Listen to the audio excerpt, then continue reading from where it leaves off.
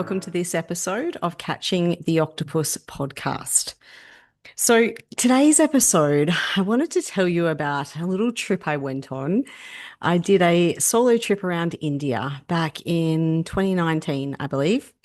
So, I got in just before COVID, which was really cool. I was going to go with my partner at the time, but it kind of wasn't his thing. So I decided to go it alone. And although I wasn't completely alone, I did hire a driver and a guide for most of it so that I did have some kind of safety net. But other than that, I kind of did it solo. Now, before I went, I primed myself.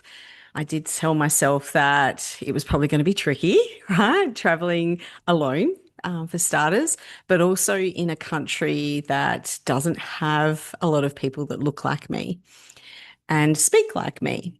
And so when I arrived, I got to the airport and I thought that would be fantastic as I'd have someone there waiting for me with a name on the placard. And I arrived and I couldn't see anyone with my name. So I walked around for a little bit, realized that there was no one there to greet me. And because I had limited English, because everyone else had limited English, it was really tricky for me to sort out. I ended up seeing some people standing around, and there were a couple of guys in suits. Predominantly, there were men everywhere as well. There weren't very many women. And so I went and approached one of them, and they spoke some broken English. And I said, "Look, I'm waiting for my guide. They aren't here yet. I'm a bit stuck." And they asked for my paperwork. I gave them my paperwork and they walked away with it, made a phone call, came back and said, "Stay here," and walked away. So that was the first point that I had to trust my intuition and really tap into, okay, did they just organize for me to be sold? Because I don't know what all the customs and laws are over there. Or did they actually really help me out? And so I waited there for a little while, was starting to get a bit panicked. Also, when I went there, I got a SIM card from the airport. And when I put it in my phone, it told me that it would be 24 hours before it would actually be activated. So I didn't have access to a phone at this point either. So after a while of standing there, some guy comes running over, waving his arms at me, and I'm figuring, oh, this is probably my guide, maybe, and apologized profusely, got my luggage, popped it in the car, and off we went. And so the second point of following intuition, I was like, right, either this is really my guide or this is who I've been sold to, right? I just willingly got in the car with this person. Now, luckily on the way there, this person pulled out some paperwork and it showed that it was to a company that I booked through. So I felt a little bit more secure there. But I didn't have, so my plan was to have my phone on maps to be able to prove to myself I was going to wherever I was going to while I was in there. So even though I had guides, I still wasn't 100% trusting. At this point, there was no phone. So I just had to trust that I was being taken to the right place. And when they stopped, I was at the right hotel, crisis averted, nervous system can relax. And then I went, and it was a beautiful hotel. And it changed my whole scope of thinking to be like, this is going to be the best holiday ever. I went out the next day and did some exploring with a guide and went and saw, I think the most prominent thing that remained in my memory from that point was the Sikh temple. So the Sikh temple, Sikh, I think it's a Sikh, it's a religion, and they actually feed the public. So there's all farmers in the area that donate the food and they can feed thousands and thousands of people in a day. And it was really great to go and have a look. I was allowed in the kitchen, just seeing how people were just there volunteering their time and serving to feed people. And that was what my whole concept of the trip was to learn more about different cultures and learn more about how we can connect inward and how we can show up in more of a spiritual element. Got back to the hotel that night. Bath was drawn for me with rose petals in it, again confirming this is going to be the best holiday ever. I was just loving myself sick at this stage. And then the next day after breakfast, I headed out to the next hotel. So on that first day, though, I should skip back. I did get ripped off with a rug that I now have in my lounge room that was really super expensive because I wasn't sure of the exchange rates. So a big learning there. It's a beautiful little rug. It's only the size of a doormat, but I probably paid more for it than I would pay for a whole living room rug in Australia. So I got a bit conned. But anyway, It's going to happen, right? When you don't understand things.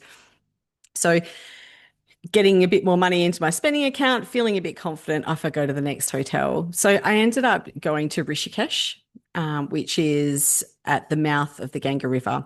So my idea was that I actually wanted to be able to swim in the River Ganges or Ganga.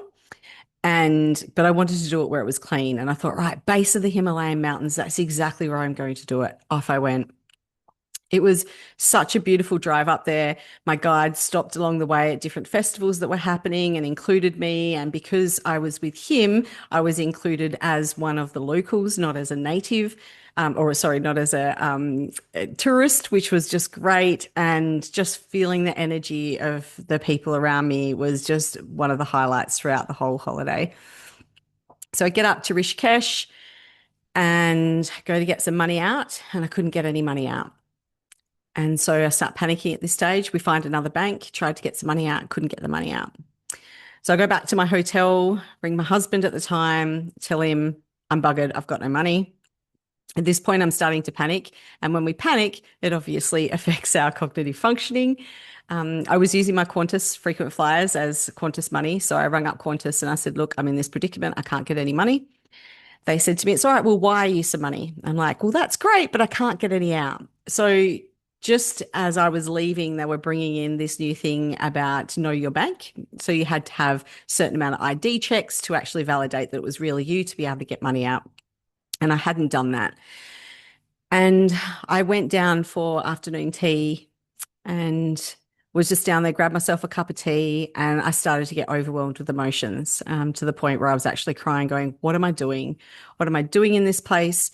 Earlier on in the day, I'd actually gone down into the local area. There's lots of tourists there, so there was a lot more English speaking people. And I found a German bakery, and I sat in that German bakery and just listened to a conversation of two people speaking broken English, and it was English. And at that point, I realized that even though I thought I was really great and I could do it alone and solo and I don't need people, that aspect of feeling of belonging and feeling like I am a part of something had been really missed up until that point in the holiday. And it, again, just calmed my nervous system. So I'd had that experience earlier. And then after I couldn't get the money out of the bank, I'm back at the hotel. And so my emotions are kind of up and down at this point, from being fearful when I first landed, having a couple of good days, to then feeling like I didn't belong, that I didn't fit, overcoming that, then not getting any money. So my hotel looked over the Himalayan mountains and the river coming through it. And I was kind of sitting on this limestone wall because all the seats were taken. It was really busy at the afternoon tea. And I just felt the emotions come over me. And I was crying at this point and just going, what have I done? Like, this was probably not one of the best decisions I've ever made. I'm in a foreign country with limited English speaking people where I look completely different, that has been known to not be completely safe for some people. And as I'm sitting there and looking at the river, I can't really explain it, but I had this kind of feeling just wash fully over me. And this thought just popped into my head. And it was kind of like, girl, what are you doing? There is so many people around the world that would be so excited to be right here where you are now, looking at what you are looking at right now, experiencing what you're experiencing right now. And it changed from this place of feeling sad to a place of feeling gratitude. And I know it sounds weird, but at that point, I was grateful that I wasn't able to get that money, because then it gave me this experience of looking at the whole concept. I mean, how many people can afford to just go on a solo trip around India with a guide? Like, it wasn't a cheap experience. And here I was complaining about it, feeling sad about it. And so that thought that popped into my head and that feeling that came over me, I ended up just shaking it off. And I sat there and I was just like, just enjoy the view, enjoy the energy. I'm a big feel of energy. It was beautiful and pure and clean. Just sit here and just enjoy this. Like, that's what you came for. And so as soon as my mind shifted and I went into that place of flow, I had this idea pop in to go, hang on, the banks that you use, the two you say, they're the same bank type. Why don't you try another bank type? Now, that really should have come to me earlier, right? But because I'd got into a flustered state, my cognition wasn't working very well. So I ended up reaching out to my driver saying, hey, can you take me to a different bank type? We went there and lo and behold, I could get money. So crisis averted. So the rest of my stay in Rishikesh was really quite beautiful. I went to an ashram where they did chanting, and at first I was kind of like, "Oh, this is a bit weird." Like, and they were all just like chanting and blessing the river, and I'm like, And after a couple of minutes, I kind of slowly started getting into it, and after about 10 minutes or so, I was right in there. I'm chanting with them and singing, and I it was an experience I've never had before. Like it was absolutely mint to be there and have this whole room full of people just expressing gratitude for the nature around them and for the gifts that it gives and vocalizing that. And sound has a vibration. And when we're actually vocalizing things, whether it be through chanting or singing or even just the word, those vibrations, they come out of us, right? And so to be in the room that was vibrating on that high level was just so great. And at the time, I was like, you know what? I'm going to go home and I'm going to start my own ashram, which I didn't end up doing, but I have these crazy ideas. But that was just magical. I also had the ability to participate in the village when they were doing their festival preparations. So while I was there, it was the Holi Festival, which is their festival of colour, where they throw coloured dry paint or powder, coloured powder at each other. And it's a really big festival. And what they do in the lead up to that is they actually make a bonfire. So in the touristy part of Rishikesh, there was a bonfire that was made up and it was pretty cool. But my guide took me into the actual local area where they were making it and it blew my mind. And it was it's a festival of gratitude. So the energy of gratitude was in the air everywhere. And some of the locals just see me standing around, grabbed my hand and pulled me down. And they were actually weaving some material around this bonfire that they were making. And they gave me some and they told me about, just have gratitude for all the things you're grateful for. Just speak that into the wire when you're putting it in. And it was just fantastic to be included and I just absolutely loved it. And then I had heaps of people along the whole trip just wanting to have a photo with me. It was weird a bit, but being so white comparatively to them. And so then that night, my guide took me back when they did the burning of the bonfire and there was so many people everywhere. I was just like kind of keeping an eye on him because I was a bit worried about everything. And he spoke limited English as well. So sometimes I had to get a translator out to talk to him. But he kept an eye on me.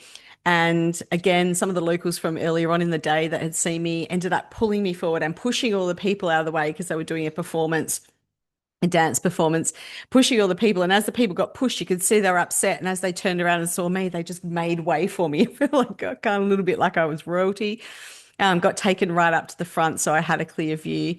And I've never been surrounded by strangers that was so loving and welcoming and accommodating. Oh, I can feel some of the emotion coming through. It was such a magical experience. Like it changed something in me that day and that night on just humanity and how we are all one. I couldn't speak their language. I didn't look like them. I didn't grow up in the same place as them, but they knew that I hadn't seen that before and they wanted to give me first row tickets to the experience and I would be forever grateful.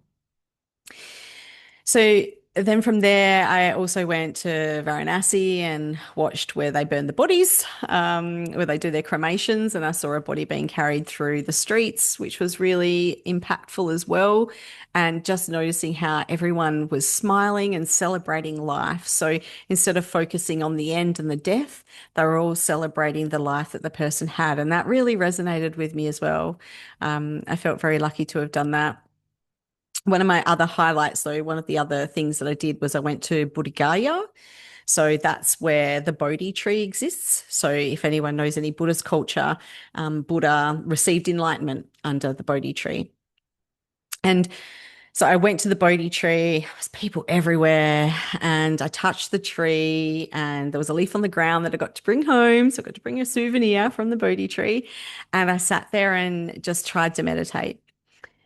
And here's the thing that probably I was most disappointed about on my holiday is I thought I was really spiritual and really gifted in, or not gifted in that area, but really advanced in that area. And as I sat to meditate, the people walking past were noisy and they were talking, and I was really frustrated. And I was like, why can't they just be quiet?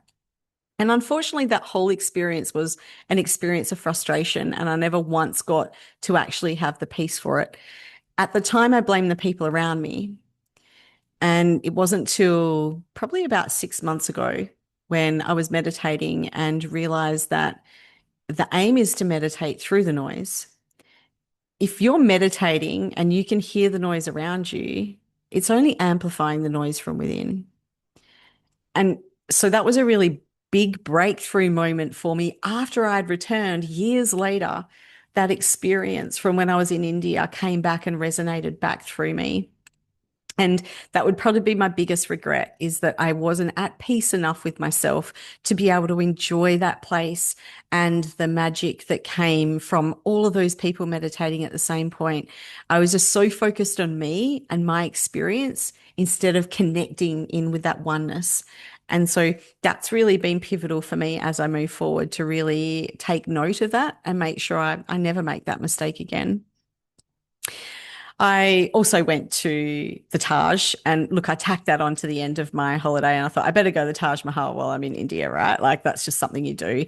And I was blown away. Like I I collect rocks. I love rocks, crystals, and those sorts of things. And just the lapis lazuli that was in there, and all of the different stones that they actually had planted in there by hand, and the way it had been constructed was just completely mind blowing. And the pictures just don't do it justice.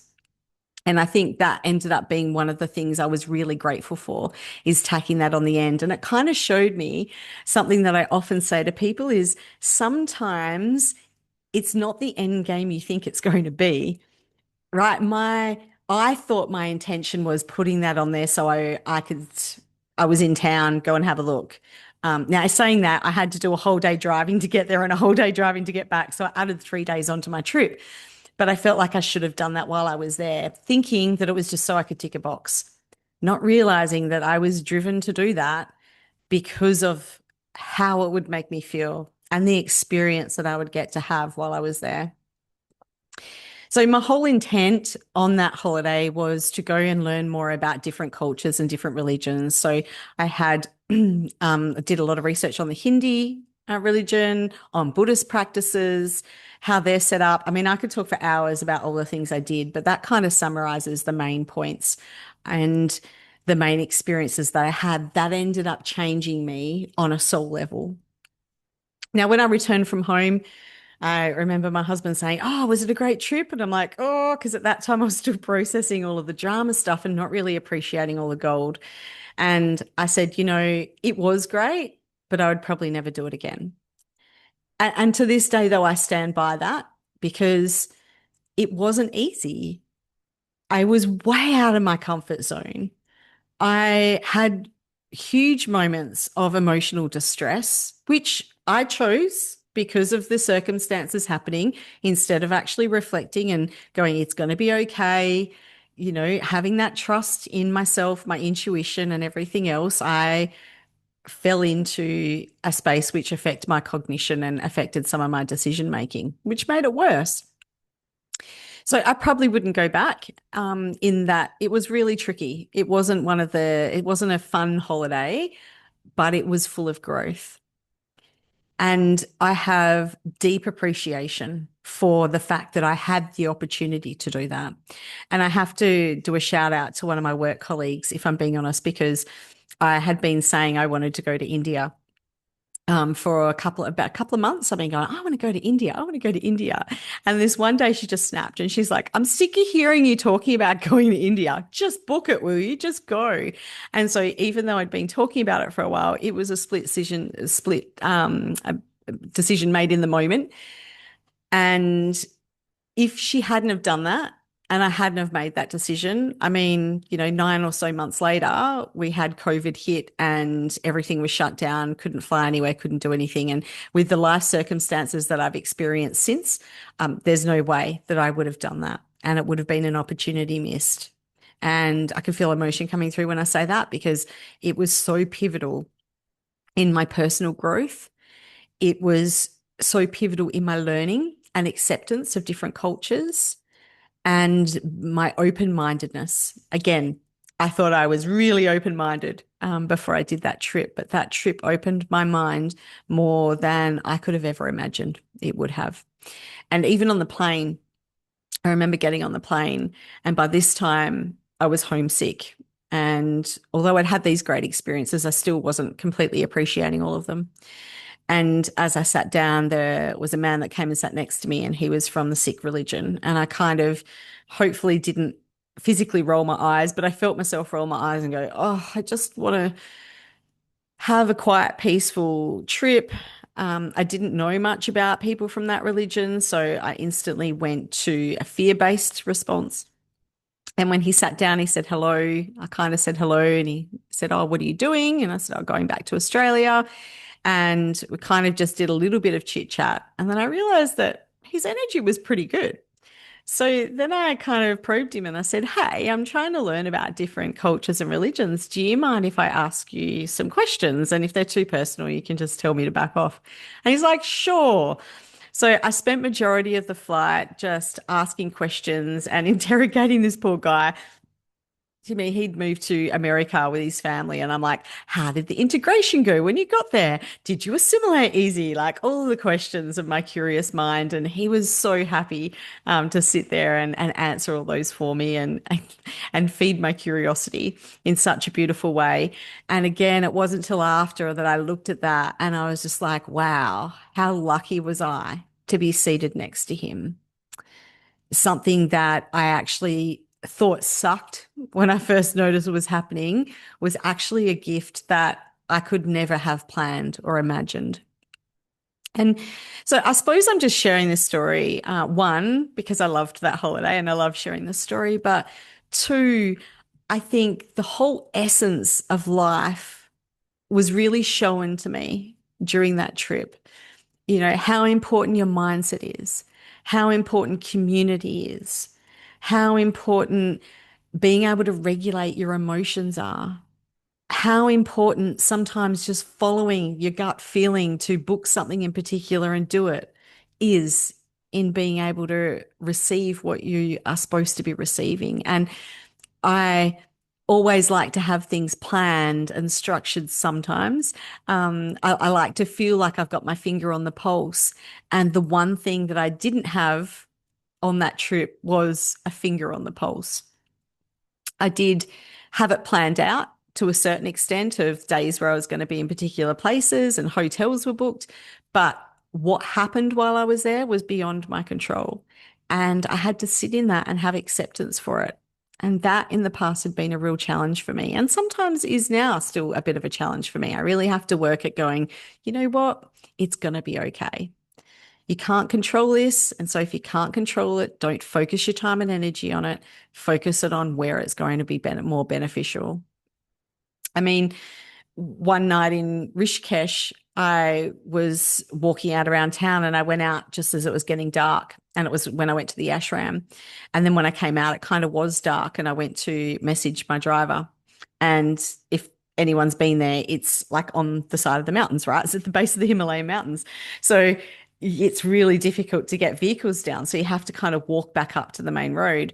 And I knew my battery was going flat. And I tried to ping him with a pin on where I was, and it didn't go through, and my phone went flat. And I was kind of like, okay, it's dark. It was lit up in the space I was, but the road I had to walk up to the main road wasn't lit up. So again, get some courage. I saw this couple that were walking that had light colored skin.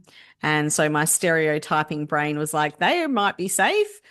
So I walked behind them and probably a little close, right? Because I saw them looking behind at me a couple of times. It must have been stomping. This hill was a major hill. I was breathing heavy. I was like behind them. They're probably like, who is this chick? Is she going to hurt us?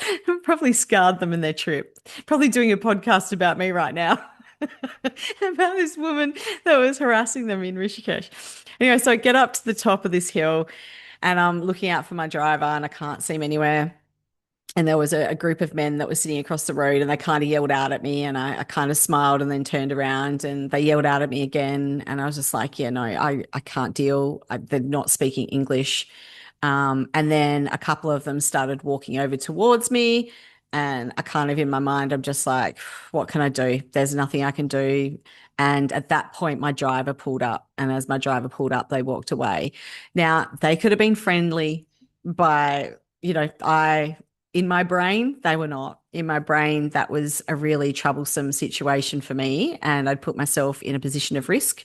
But again, that's perception. You could assume that was going to happen, but what if they were just friendly and they were checking that I was okay? I'll never know. And I'm grateful my driver rocked up because I don't think I ever do want to know. So, yeah, I just being that this podcast is now turning into more of a healing kind of podcast and talking about experiences that have helped us with our growth and helped us see things a little bit differently. I thought that trip to India was probably very pivotal for me and my life at that point. It also showed me how content people are when they don't really have much, but they have community and they have love around them. And some of the places I went to that were more economically challenged probably had the happier people. And that was really beneficial for me to see.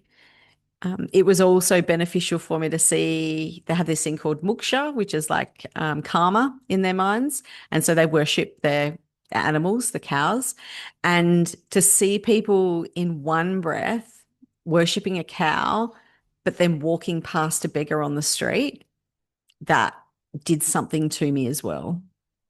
The fact that they were very much worshipping the animals, but not worshipping their fellow humans. Um, was a little bit upsetting to me. Now, again, I don't know, maybe they were professional beggars and they didn't really have issues and they were just making them up to try and get money off of tourists. I don't know. But it really gave me a real insight into human behaviors and how their religion is very much, if you be good to the animals, then that means you'll get good karma back. And so they were really focused on that without realizing that humans are animals too. And if you be good to the humans, then you get good karma back as well. So I just wanted to share that little story with you. First full episode of the podcast. I hope it was entertaining for you. That trip for me was so entertaining. Had everything, highs, lows, all the bits. Met some wonderful people that I never would have met. Some Westerners, some people from all over the world. A lot of Indian people that were just absolutely amazing. And I I really count my lucky stars that I got an opportunity to do that. As I said before, though, would I do it again? Probably not. Although I have traveled solo, other than that, but not to that kind of country. I usually go to ones now that have a bit more English speaking and I feel a little bit more safe. But if you're looking to do something that challenges outside your comfort zone, there's so many things you can do. You don't have to go travel solo around India. You can just join up for a new club and meet new people if that's out of your comfort zone. Try a new activity or sport if that's something you haven't done before to get yourself out of your comfort zone. Sometimes it's just jumping on a webinar or doing something a little bit different in that space. It doesn't always have to be big, huge things, although I like to do the big, huge things. I like to challenge myself and prove to myself that I'm capable of doing things that I don't think I'm capable of. But that's not for everyone, and that's okay. And hopefully, this podcast will inspire at least one person to think, you know what? I think I can do that. And if I can't, at least I'm going to find out by trying. So thanks for tuning in to this episode, and I look forward to chatting with you again in our next episode.